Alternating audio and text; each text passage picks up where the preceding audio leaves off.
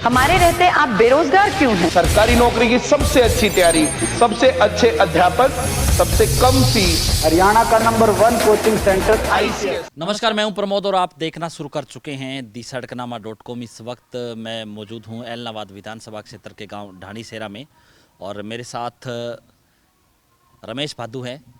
पूर्व में कांग्रेस जो है प्रत्याशी रहे एलनाबाद विधानसभा क्षेत्र से। इन्होंने चुनाव लड़ा 2014 में और हाल ही में रमेश भादू ने भारतीय जनता पार्टी ज्वाइन की है चंडीगढ़ में। और आज हम इनसे चर्चा करते हैं। भादू जी, आपने भारतीय जनता पार्टी ज्वाइन की है, क्या कुछ शर्त रही या किसको लेकर के जो है, क्योंकि पहले हमने आपका इंटरव्यू किया था खेतों में और तब ऐसी कोई चर्चाएं नहीं लग रही थी और एकाएक आपने जो है भारतीय जनता पार्टी का दामन थाम करके सबको चौंका दिया। मैं सबसे पहले तो आपका धन्यवाद करता हूं प्रमोद जी। जो उस दिन इंटरव्यू किया था उसमें मैंने सारी बातें विस्तार से आपको बताई थी। भाई, हमारे पानी की समस्या है, जो हमारी समस्या हल करेगा, हमें आश्वासन देगा, समस्या हल करेगा, हमें जब हमारा मन टिकाएगा तो हम उनके साथ जाएंगे। तो जो अपना इंटरव्यू था वो इंटरव्यू आपके तो पूरे भारत में व्यूअर्स हैं जिन्होंने सबने देखते हैं, तो उन्होंने भी देखा कहीं चंडीगढ़ में मुख्यमंत्री जी के वहाँ। उन्होंने मेरे पास कॉल की, उसके बाद तो कॉल की तो उन्होंने कहा भी आप ज्वाइन कर लीजिए, हम आपका काम कर देंगे। तो मैंने उनको बोला वो ऐसे नहीं है सर, मैं बात नहीं करूँगा, ना मैं सीधा ज्वाइन करूँगा। पहले हमें काम चाहिए, हमारी नहर में पानी चाहिए, हमें यहाँ पक्का पानी की आप समाधान कीजिए। और मैं बात नहीं करूँगा, हमारे यहाँ 150 दिन से धरना चल रहा है, वो कमेटी बात करेगी और कमेटी अगर संतुष्ट होगी तो उन्होंने बोला भी कमेटी को आप संतुष्ट करिए। तो उन्होंने बोला अगर कमेटी को हम संतुष्ट कर दें और आपका काम कर दें तो मैंने भी उनसे वायदा किया भी ठीक है, आप कर दोगे तो मैं ज्वाइन भी कर जाऊँगा।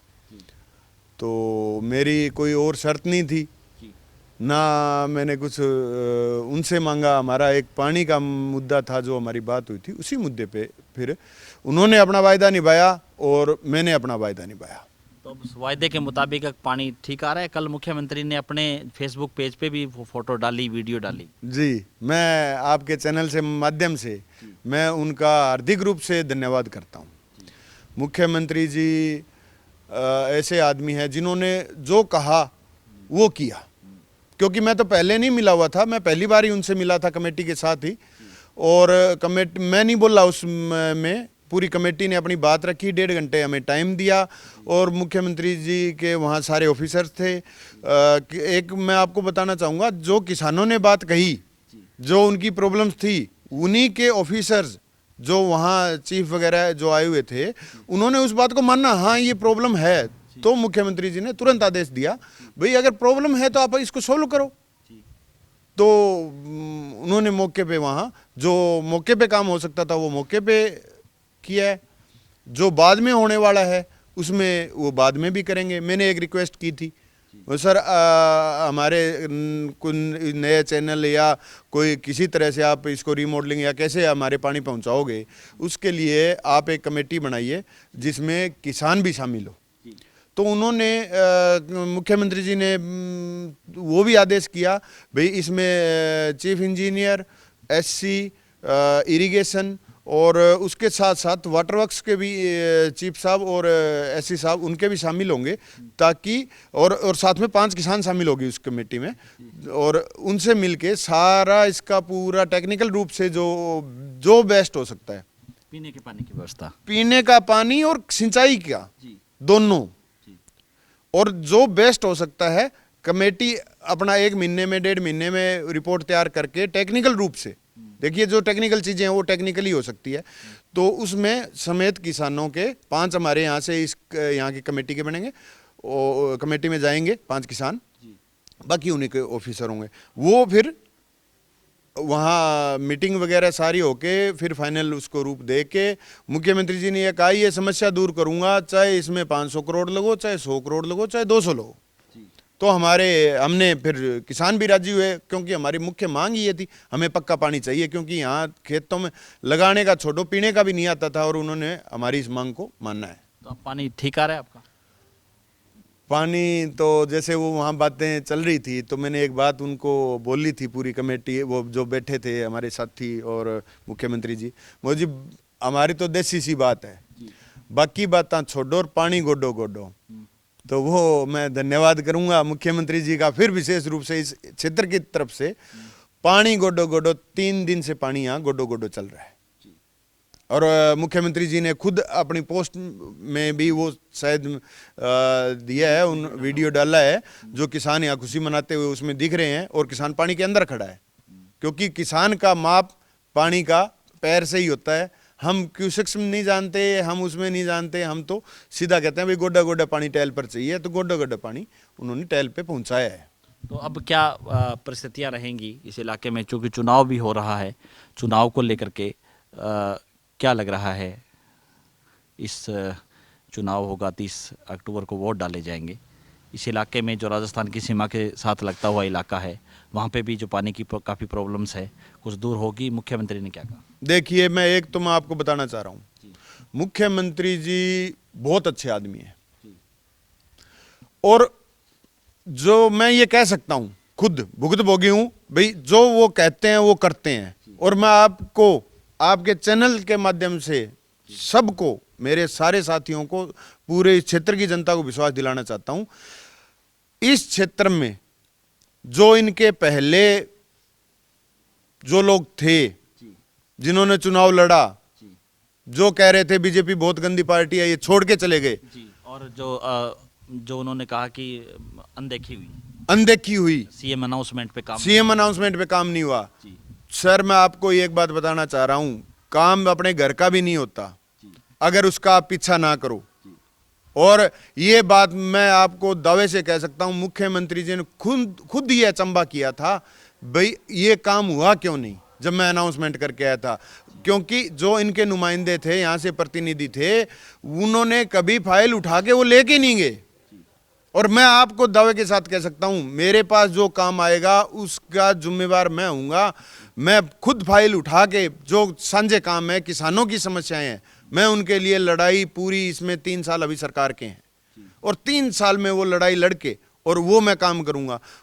एक और बताना चाहूंगा, मुख्यमंत्री जी ने हमें बिना मांगे 1-2 बार और दिए हैं, इलाहाबाद हल्का को, पूरे हरियाणा को। उन्होंने हमारी बात सुन के, क्योंकि हमारे एक ग्रीवेंसेस और थी, भाई जी आप ऊपर से पैसा भेजते हो नहरों की सफाई का, और नहरों की सफाई नहीं होती, अब तक वो रिपोर्ट वापस नहीं आती, वो पैसा कहाँ जाता है, क्या होता है, वो पता नहीं लगता।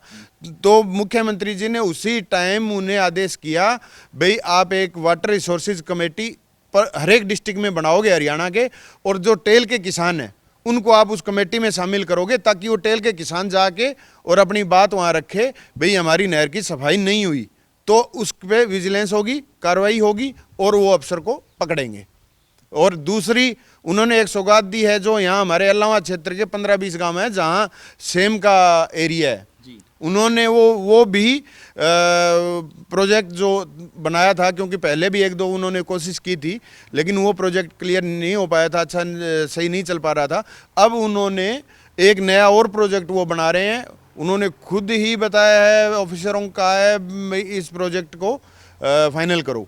तो वो प्रोजेक्ट भी यहाँ हमारे जो 15-20 गांव सेमग्रस्त हैं उनके लिए भी वो फायदेमंद होगा और उनकी सेम की समस्या खत्म होगी। चलिए ये कह सकते हैं कि उपचुनाव का तो एक बहाना, लेकिन जो कहीं ना कहीं जो आपके सेम की बात है, ये जो पानी की बात है, ये जो मसले जो है लंबे समय से जो सालों साल जो अटके हुए थे, ये सिरे चढ़े हुए। मैं ये कहना चाहूँगा, भारतीय जनता पार्टी और मुख्यमंत्री मनोहर लाल खट्टर जी हमारे बाई इलेक्शन में हमारे किसानों के देवदूत बन के आए हैं। ये बहाना कर लीजिए उपचुनाव का, या रास्ता खुलना कर लीजिए किसानों की समस्याओं का, तो ये खुला है। मैं खुद किसान हूँ, किसान की समस्या अच्छी तरीके से जानता हूँ, और मैं आपके माध्यम से ये विश्वास दिलाता हूँ उन सभी किसान भाइयों को, उन सभी व्यापारी भाइयों को, उन कर्मचारियों को, अगर कोई समस्या हो मेरे संज्ञान में जो भी आएगी, मैं उनके लिए जी जान से पूरी लड़ाई लड़के और उस समस्या को हल करवाने का प्रयास करूंगा। मुख्यमंत्री जी प्रयासरत है हर काम करने को,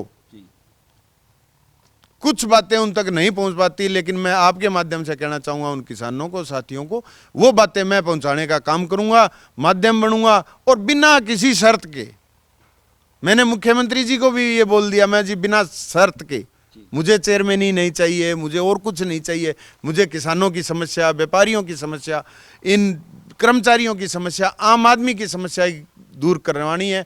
तो बोले आप आधी रात 24 घंटे कभी भी आप मेरे को बता सकते हो, कह सकते हो, और इसके लिए हम दोनों मिलके प्रयास करेंगे। और मैं विश्वास इस बात पे जता सकता हूँ, मुख्यमंत्री जी काम करेंगे और इस क्षेत्र की समस्या का हम भला करेंगे। धन्यवाद। तो ये थे हमारे साथ रमेश बादू। मुख्यमंत्री से जो तमाम आश्वासन और जो बातचीत हुई और जो पानी की समस्या का हल हुआ उसके बारे में जो विस्तार से जानकारी दी। इस वीडियो को आप ज़्यादा से ज़्यादा शेयर जरूर कर दीजिए ताकि तमाम लोगों तक ये जानकारी पहुँचे। बहुत बहुत शुक्रिया।